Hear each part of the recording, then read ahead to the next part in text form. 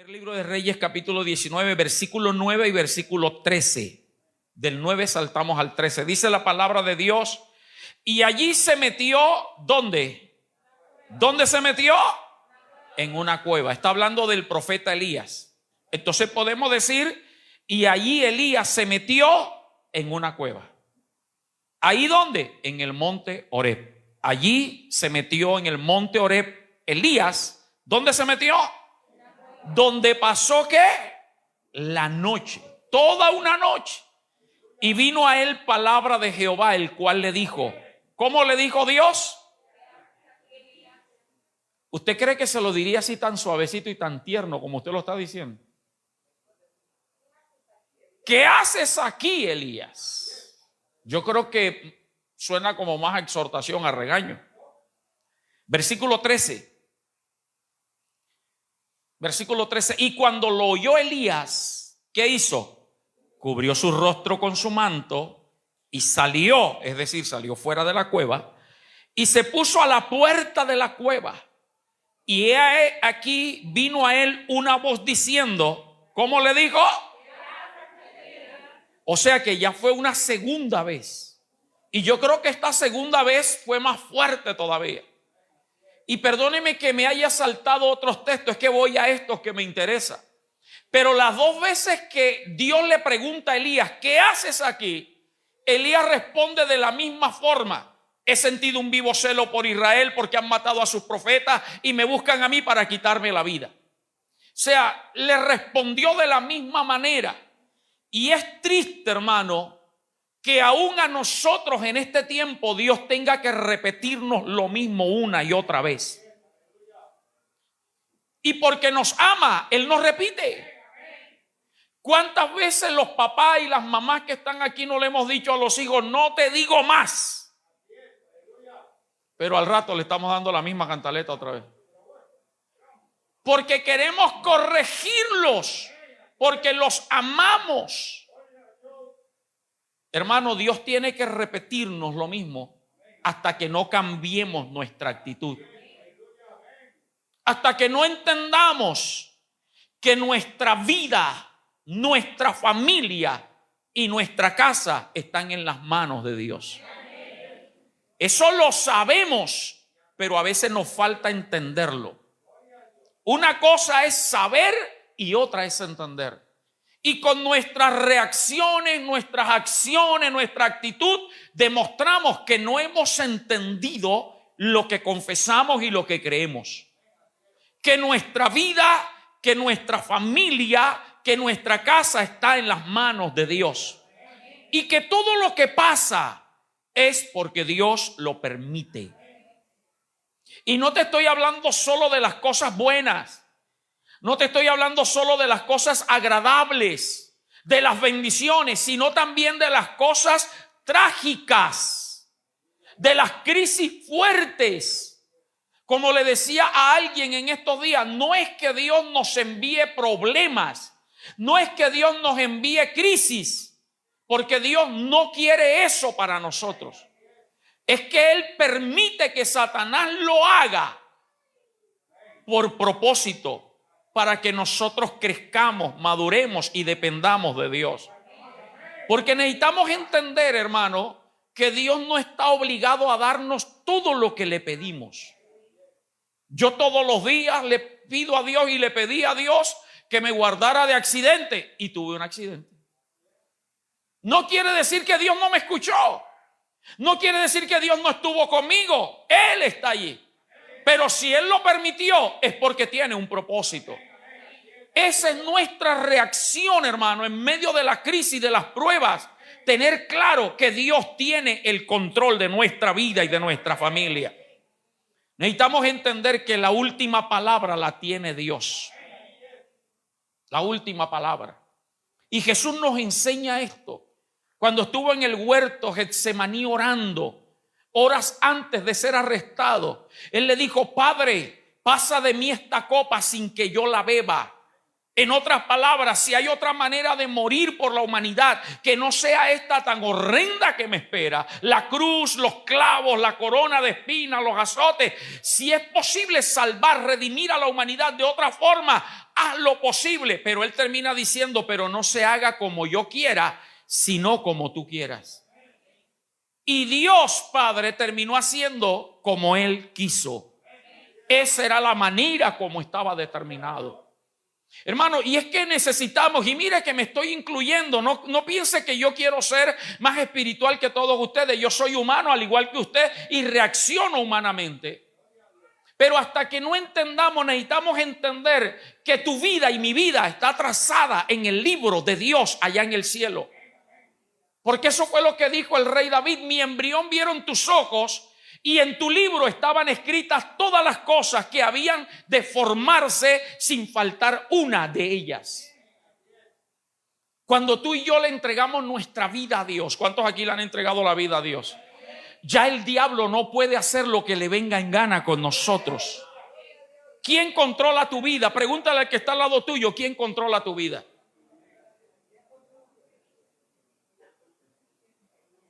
A veces los papás, mamás, después de tanto corregir, de tanto regañar, de tanto corregir, de tanto decirle a los hijos, llega el momento donde decimos, lo voy a dejar. Para que aprenda.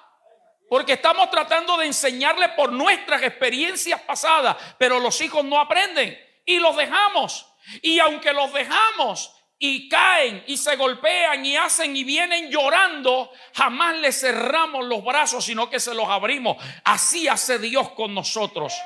La vida en Dios es un aprendizaje. Entonces te repito, necesitamos tener claro que la última palabra la tiene Dios. Aplaude al Dios del cielo.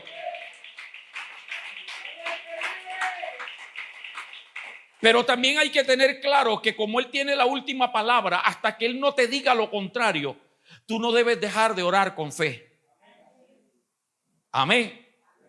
A no ser que Dios se te revele y te diga no lo voy a hacer, ya deja de orar.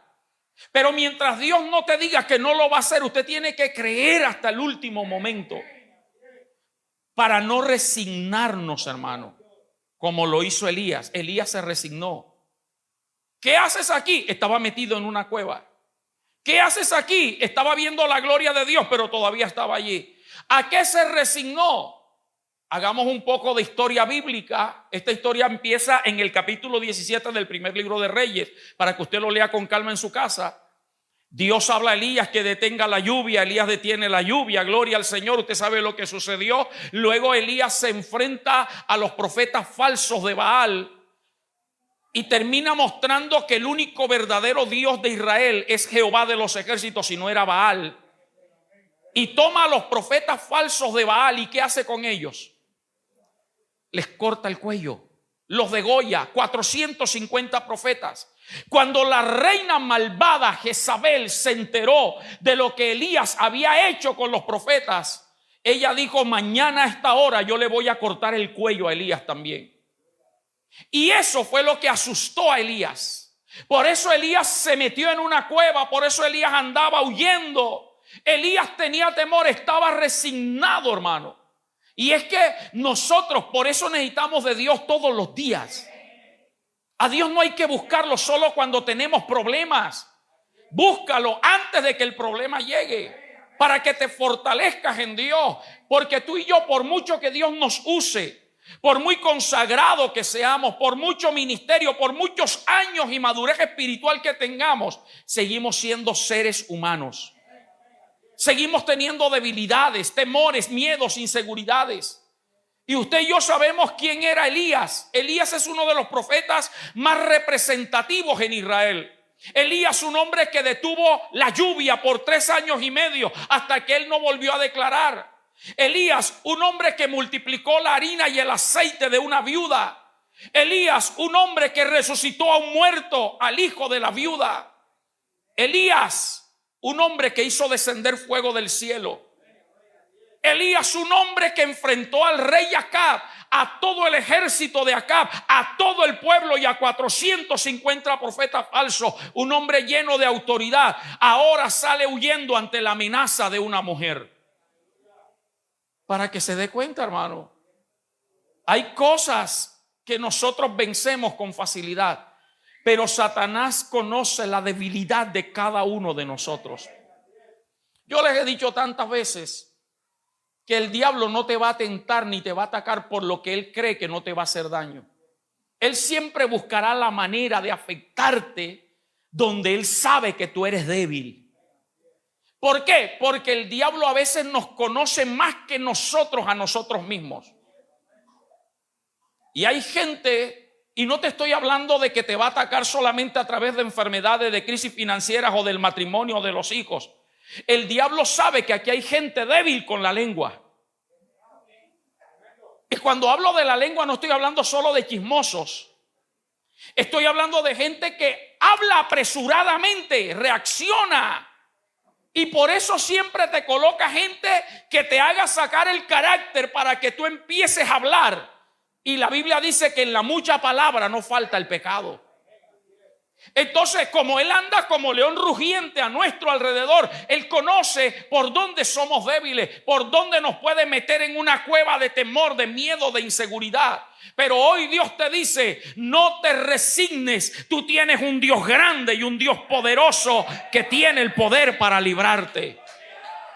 No te resignes. Alaba a Dios, dale gloria. No te resignes al diagnóstico médico. Gloria a Dios por los médicos. Gloria a Dios por todo lo que ellos utilizan para diagnosticar, por los aparatos. Pero recuerda que tú tienes un Dios que hace milagros. No te resignes a la pérdida de tu hogar, de tu matrimonio. No te resignes. No te resignes. Que ya yo no puedo con este marido, no puedo con esta mujer. No te resignes. Dios tiene el poder para cambiarte a ti y luego cambiarlo a él o a ella. Porque es que el problema nuestro es que siempre queremos que Dios lo cambie a ella. Y Dios quiere primero que cambies tú, tu actitud. Que madures, porque mientras tú no corrijas tu actitud, Dios no va a transformar la otra vida. No te conformes a la actitud de tus hijos, al pecado en el cual están envueltos. Cree que si tú le sirves a Cristo, tú y toda tu casa serán salvos para Dios. No te resignes a la crisis financiera. No te resignes a lo que estás viviendo. Cree que Dios es grande. Mire, cuando nos resignamos a la crisis, al problema, a la circunstancia, nos pasa lo que le pasó a Elías. No entendemos que lo que Dios está haciendo es un proceso en nosotros. No entendemos que lo que Dios quiere es llevarnos a otros niveles. La resignación nos hace cerrar la visión. La resignación no nos deja ver lo que Dios está haciendo en medio del proceso. Porque cada día, cada paso es un proceso de Dios. Y si nos resignamos, nos pasa lo de Elías. ¿Qué le pasó a Elías cuando él se resignó hasta tal grado que agarró al criado y le dijo: mira, quédate tú aquí. A quien están buscando para matar es a mí. Si me van a matar, que me maten a mí, pero tú quédate aquí. Y dice que se fue por el desierto y se metió debajo de un enebro. Allí quería morirse. Jehová, basta, quítame tú la vida. En otras palabras, mátame tú y que no me mate esa mujer. Mire, a veces es tanta la crisis que pasamos que quisiéramos que Dios nos cortara de esta tierra. Yo no sé si alguien ha pensado eso. Señor, ¿por qué no me llevas? Para estar así sufriendo, mejor llévame. Y hay cristianos que han pensado eso. Ay, Señor, voy a acostarme y ojalá y me muera aquí durmiendo tranquilito para irme contigo. Eso se llama resignación. Pero cuando tú te resignas no te das cuenta lo que Dios está haciendo. ¿Qué es lo que Dios estaba haciendo en Elías que la resignación no lo dejaba ver? En primer lugar, Elías no veía que en la crisis Dios lo estaba llevando a otro nivel espiritual. Entonces entiende, la crisis, lo que Dios quiere es llevarte a otro nivel espiritual. ¿A qué me estoy refiriendo? Los que conocemos la historia de Elías, sabemos que cuando él declaró que no iba a llover, que se metió en el arroyo de Querit, donde Dios le dijo, allí en el arroyo de Querit bebía agua del arroyo, pero Dios le enviaba cuervos que lo sustentaran en la mañana y en la tarde, con pan y carne. Yo les he dicho que hay dos versiones acerca de estos cuervos. ¿Quiénes eran? Hay una versión que dicen que eran cuervos de animales, que eran aves. Pero hay otra versión que dice que eran contrabandistas que en la época bíblica llevaban mercancía ilegal y se manejaban era durante la noche, se vestían de negro para que la oscuridad los protegiera y por eso los llamaban cuervos. Sean los animales o sean los contrabandistas, Dios los usaba para sustentar a su hijo. Y los dos eran inmundos, porque el cuervo era un animal inmundo y los contrabandistas era gente ilegal. Cualquiera de las dos versiones eran inmundas. Pero cuando Dios va a sustentar a sus hijos, Él usa a quien Él quiere. Entonces, en medio de la crisis, Elías se estaba dando cuenta que Dios usaba lo inmundo para sustentarlo. Pero escúchame, cuando se secó el arroyo de Querit, Dios lo mandó a Sarepta de Sidón para que una mujer viuda lo sustentara. Ahora subió de nivel. Ya no eran lo inmundo, hombres contrabandistas o aves inmundas los que lo iban a sustentar. Ahora era una mujer viuda, pero la mujer viuda también no era judía, era excluida del pueblo. Pero Dios ya lo llevó a algo mejor todavía, donde Él estaba siendo de bendición para la viuda. Porque mientras Elías estaba allí y ella sustentaba a Elías, no se le escaseó la harina ni el aceite. Pero ahora que Elías está en la crisis existencial de creer que iba a morir, ahora ya no son cuervos que lo van a sustentar. Ahora no es una viuda. Ahora Dios envía un ángel del cielo que le traiga torta y le dé comida. No sé si está recibiendo cómo Dios lo va llevando a un nivel superior. En la crisis, Dios no quiere que te detengas, ni que retrocedas, ni que te apartes de la iglesia, ni del evangelio, ni que dejes tu ministerio. La crisis no tiene por qué hacerte volver atrás. La crisis tiene que llevarte a conocer nuevos niveles en el cristianismo. A Dios sea la gloria. Aplaude a Dios. Hebreos capítulo 5, por favor, ya te digo el versículo. Las crisis, cuando Dios las permite, no son para destruirte. Las crisis es para madurarte. Las crisis es para llevarte a otro nivel. Aunque lloremos, aunque suframos, aunque nos duela, aunque gastemos dinero, lo que sea, hermano. Pero si Dios está en la crisis, es porque tiene cosas mejores para nosotros. Y te lo voy a demostrar por la palabra, por medio de Cristo. Este texto hay que entenderlo y ya se lo voy a explicar. Versículo 7 del capítulo 5 del libro de los Hebreos. Voy a leer del versículo 7 al 9. Dice la Sagrada Escritura: y Cristo, en los días de su carne, ofreciendo ruegos y súplicas con gran clamor, ¿y qué más? Y lágrimas, al que lo podía librar de la muerte, fue oído a causa de su temor.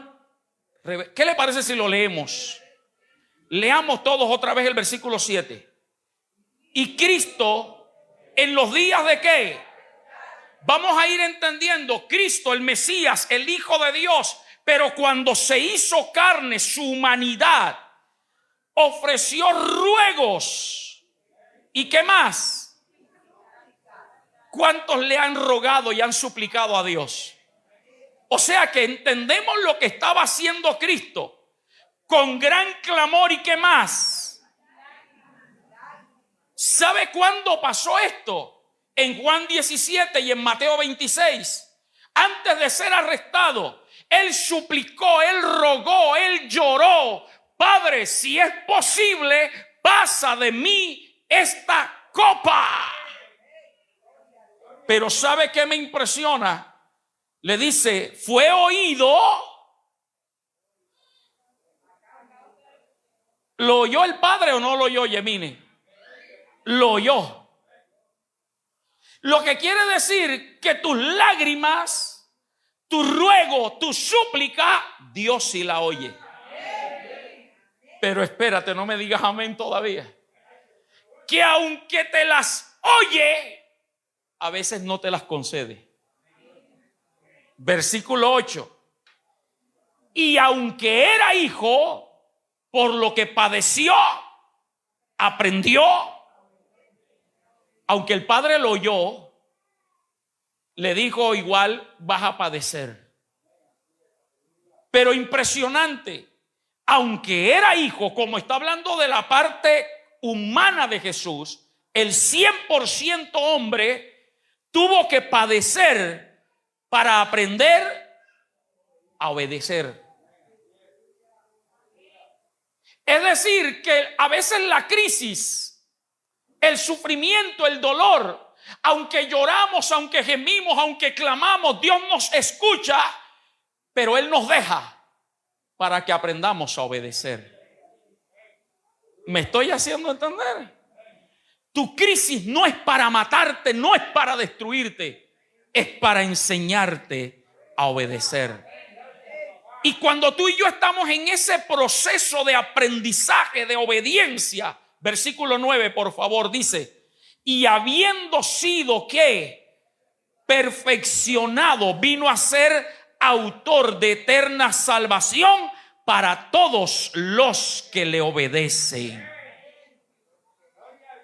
Si aprendes en la crisis que ella no es para destruirte, que ella no es para acabarte, sino para procesarte, para que aprendas obediencia. Y aunque Dios sí te está oyendo, está contigo, pero te está dejando allí y tienes que pasar el sufrimiento, tú vas a aprender la obediencia, y después de la obediencia Dios te va a dar la recompensa a tus lágrimas, porque los que con lágrimas sembraron, con regocijo recogerán en Dios. Ahora sí, dale el aplauso al Dios que vive para siempre. Aleluya.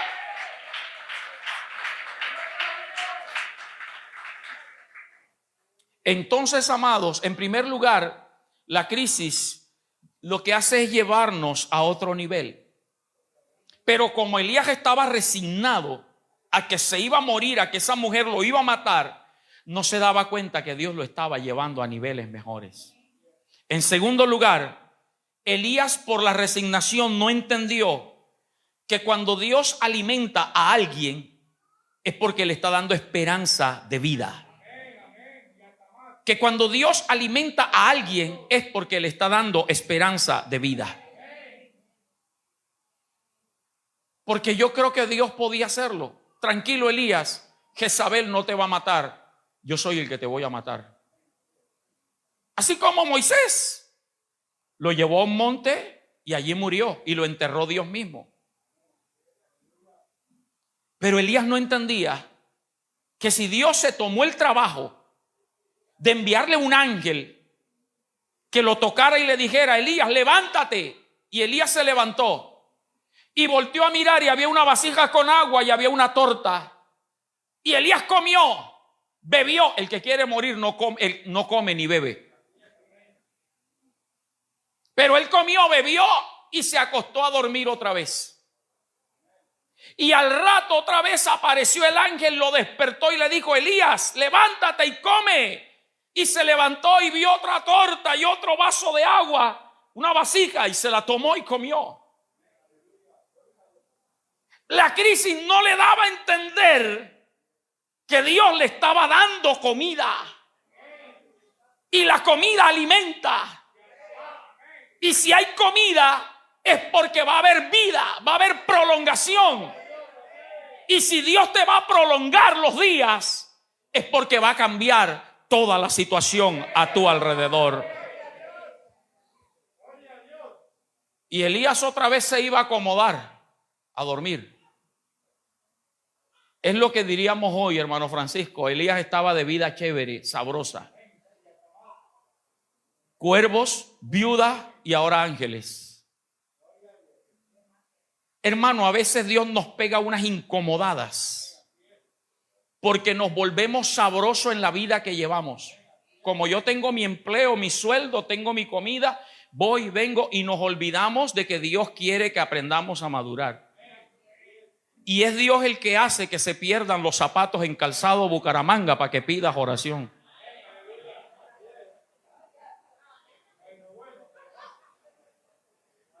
Es Dios el que hace que se te pierda y te descuadres en la caja para que empieces a orar y a clamar. Es Dios el que hace que te despidan, que hoy hayan rumores de que van a despedir y tú te asustas. Ay, Dios mío, y el próximo seré yo, porque estabas acomodado. Yo no sé si me estoy haciendo entender. Elías comió 2 veces. Las 2 veces se acostó y ya iba a dormir otra vez. Ah, no, Dios me va a mantener aquí. Y le digo, no, levántate porque el largo camino te resta. Y lo mandó lejos a caminar 40 días hasta el monte de Dios. Ahorita voy a hablarte de eso. Y allá en el monte Oreb le dijo, mira, Elías, a ti nadie te va a matar. Todavía tienes que ungir reyes.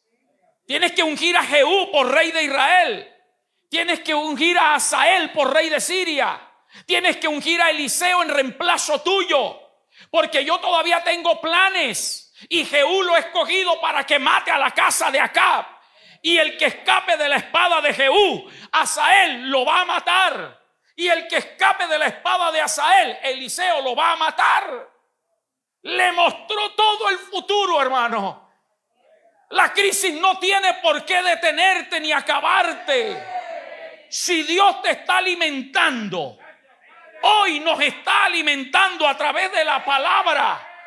Porque Mateo 4:4 dice, no solo de pan vivirá el hombre, sino de toda palabra que sale de la boca de Dios. Si Dios te trajo este pan hoy, es porque te está diciendo, largo camino te resta. La crisis no tiene por qué acabarte ni destruirte. Que aunque Dios te haya oído y haya dejado que padezcas, tranquilo, porque te va a llevar a una gran bendición después de eso. Número 3. La resignación no dejó que Elías viera que el ayuno es para fortalecer el alma y el espíritu. Le repito, la resignación de Elías no le dejó ver que el ayuno es para fortalecer el alma y fortalecer el espíritu. Los que conocemos la Biblia, si usted no la conoce, yo creo que ahora está animado a leerse el capítulo 17 hasta el capítulo 2 del segundo libro de los Reyes. Ahí está toda la historia de Elías. Del primer libro de los Reyes, capítulo 17, hasta el segundo libro de Reyes, capítulo 2, ahí está hasta el momento en que Elías se va vivo al cielo. Dentro de esa historia, cuando el ángel le dice, no, espérate, no vuelvas a dormirte, el largo camino te resta. Dice que Elías caminó 40 días hasta el monte de Dios. Y en esos 40 días, Elías no comió alimento, no bebió agua. ¿Qué es eso? Ayuno. Pero ¿sabe por qué Elías no entendió que estaba ayunando? Porque le faltó oración. Hay gente que ayuna pero no ora. Hay gente que me dice, pastor, yo ayuno en el trabajo todos los días. Ayuna porque no te da hambre y no te da tiempo para preparar tu desayuno y te vas en ayuno. Pero ¿cuántas horas dedicas a orar? Pastor, yo vengo los sábados y los martes al ayuno, pero ¿cuánto tiempo dedicas a orar? Mire, el día que usted vaya a ayunar, ore más más que cualquier otro día.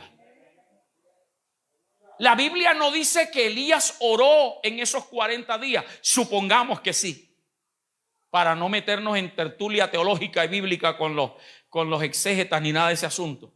Pero cuando vamos a la Biblia dice, y fortalecido con aquella comida, ojalá y pueda encontrar el versículo por ahí del capítulo 10, versículo 8.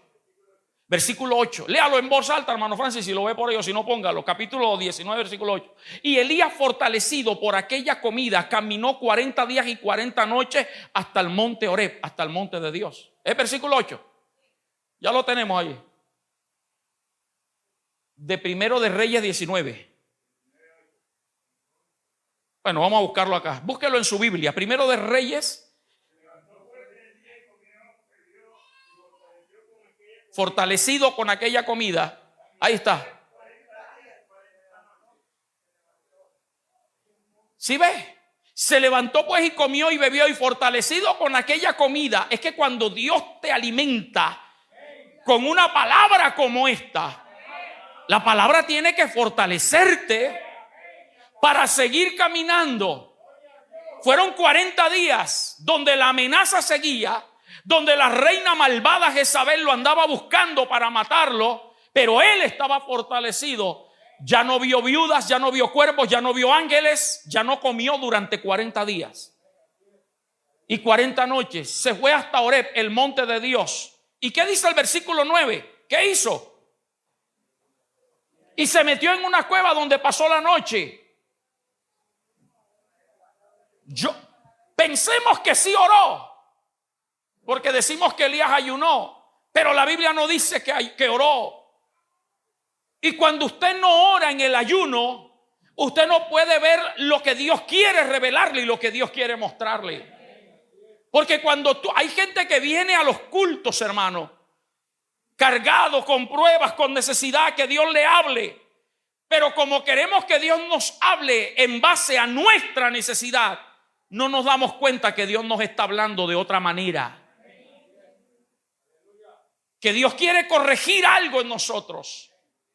Entonces entiende, Elías, su resignación no le hizo entender que el ayuno de los 40 días era para meterse más con Dios y no encuevarse allá, no quedarse escondido hasta que Dios lo llamó y le dijo: no, sal de aquí, ¿qué haces aquí? Hermano, la oración que tú haces cada mañana tiene que fortalecerte. Porque si tú oras y te paras de la oración igual que el día anterior, o como te arrodillaste, perdiste el tiempo. Estás siendo un religioso que solo reza. Hay gente que le dice a Dios lo mismo todos los días: guárdame, protégeme, bendíceme, súpleme, provéeme, Señor, mira el problema, mira acá. Pero no siente la gloria de Dios en su vida. Y por eso, aunque oran, usted los ve cabizbajo. Por eso, aunque oran, usted los ve hablando negativamente. Amén. El ayuno, leer la Biblia, oír la palabra de Dios predicada, deben cambiar nuestra actitud frente a las crisis y a los problemas. Yo sé que la mayoría de los que están aquí se conocen, al igual que yo, la historia de Elías de memoria, porque la hemos oído infinitas veces y la hemos leído infinitas veces. Pero yo creo que algo diferente hoy Dios nos está enseñando. Dios, no te resignes, porque la resignación no te deja ver la gloria de Dios. Número 4 y último, la resignación a Elías no le dejó darse cuenta que en Horeb hay que ir a tener un encuentro personal con Dios. En Horeb hay que ir a tener un encuentro personal con Dios. Elías conocía a Dios, Elías sabía quién era Dios, pero Elías no entendió que fue Dios el que lo mandó al monte Horeb, y que Dios lo mandó al monte Horeb no para que se metiera en una cueva como él lo hizo. Dios lo mandó al monte Horeb para revelarle cosas nuevas. Y esa revelación lo llevó a decirle: ¿tú qué haces allá adentro? Venga para acá afuera. Y la Biblia dice que Elías sintió un terremoto, que las piedras se rompían, pero Dios no estaba en el terremoto. Y luego sintió un fuerte viento que azotaba, pero Dios no estaba ahí. Y luego sintió un silbo apacible y delicado. Y aunque la Biblia literalmente no dice que Dios estaba en el silbo apacible, podemos entender que sí estaba, porque después del silbo Dios le habló y le dijo: ¿qué haces aquí? ¿Qué es lo que Dios le estaba mostrando a Elías? Hermano, Dios no es un Dios monótono ni rutinario. Elías estaba acostumbrado a un Dios espectacular, a un Dios que él clamaba y la lluvia se detenía, a un Dios que resucitaba muertos, que multiplicaba harina y aceite, a un Dios que hacía descender fuego del cielo con una sola palabra de oración. Pero Elías no conocía la multiforme manera y gracia de Dios. Ahora Dios quería demostrarle que aún en medio del silencio y de la suavidad, Él se puede manifestar.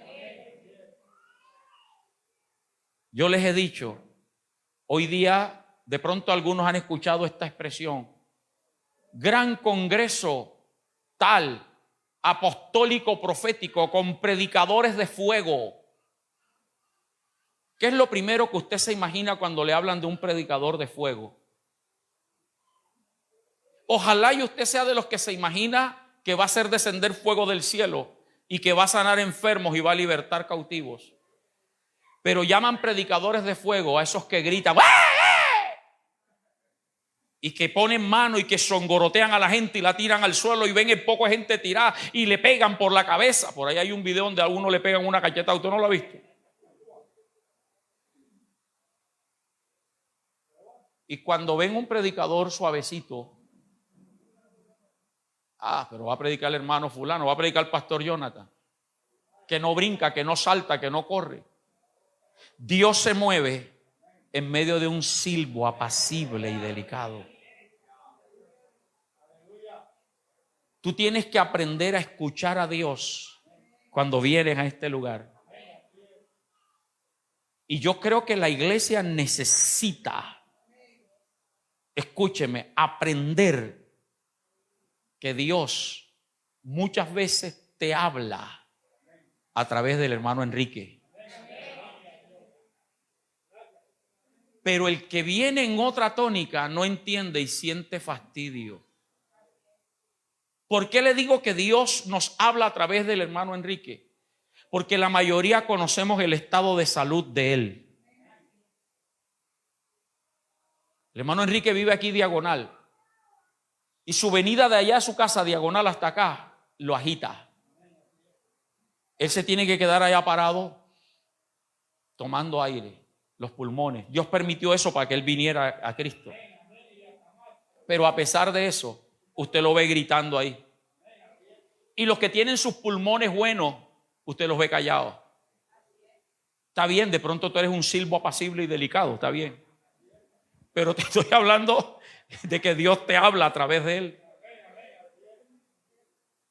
El hermano Enrique no pierde culto. El día que usted no lo ve aquí es porque está postrado en una cama. Yo recuerdo cuando recién salió, ahora esta última vez de la clínica, que creíamos que se iba, pero Dios dijo: largo camino te resta. Ahí está.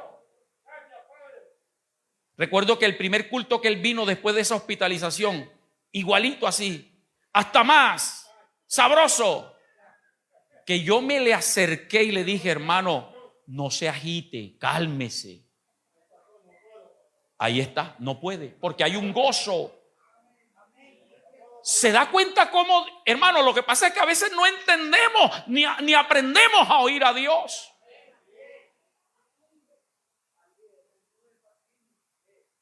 Entonces nos fastidia y nos molesta a algunos. A mí no, pues a algunos les molesta y les fastidia.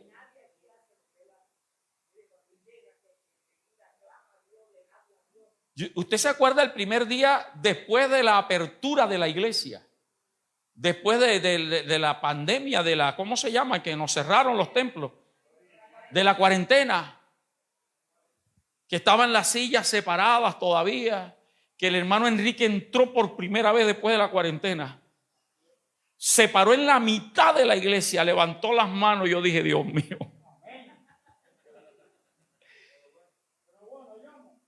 Pero el hombre lo que hizo fue agradecerle a Dios por permitirle estar en la casa de Dios.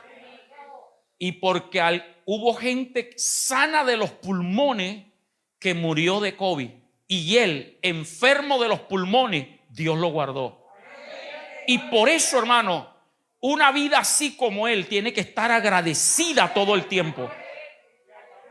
De pronto a ti Dios te ha librado de algo más diferente, finanzas, familia, de la muerte. Hermano, no dejes de alabar a Dios y de glorificarlo y de exaltarlo. A Horeb no se va a esconderse a una cueva. Esta casa es el monte Horeb, el monte de Dios. ¿Qué es el monte Horeb? Con esto voy concluyendo. ¿Qué es el monte Horeb? En Horeb fue el lugar donde Dios le apareció en una zarza a Moisés. En Horeb Dios se revela, Dios se manifiesta. Y hay gente que viene a este santo lugar y no ve la gloria de Dios. ¿Por qué? Porque no se acercan a ver lo que está pasando, sino que se quedan a la distancia. En Horeb Dios le acabó las excusas a Moisés para que no le sirviera. ¿Quién soy yo? No sé hablar. Envía a otro. ¿Qué me van a decir los israelitas? ¿Cómo es tu nombre? Hasta que Dios se enojó y le dijo, mira, yo te mando, ve. En Horeb hay confrontación. En esta casa hay confrontación. En el monte Horeb, después que Moisés libertó a Israel, que lo llevó por el desierto, en Horeb recibió las tablas de la ley. En Horeb se reciben los mandamientos de Dios. En esta casa hay mandamiento de Dios para tu vida. En Horeb fue donde Dios hizo brotar agua de la peña. Cuando Dios le dijo, habla y golpea, háblale a la peña, y Moisés la golpeó, pero salió igual agua. Hoy esa agua es el río del Espíritu Santo, y yo creo que Él está aquí en esta noche. Está aquí para saciar nuestra sed. Está aquí para alimentarnos y saciarnos. Aquí en esta casa hay llamamiento. Aquí en esta casa no valen los peros porque Dios está aquí. Aquí se reciben mandatos de Dios, pero aquí fluye la vida del Espíritu Santo.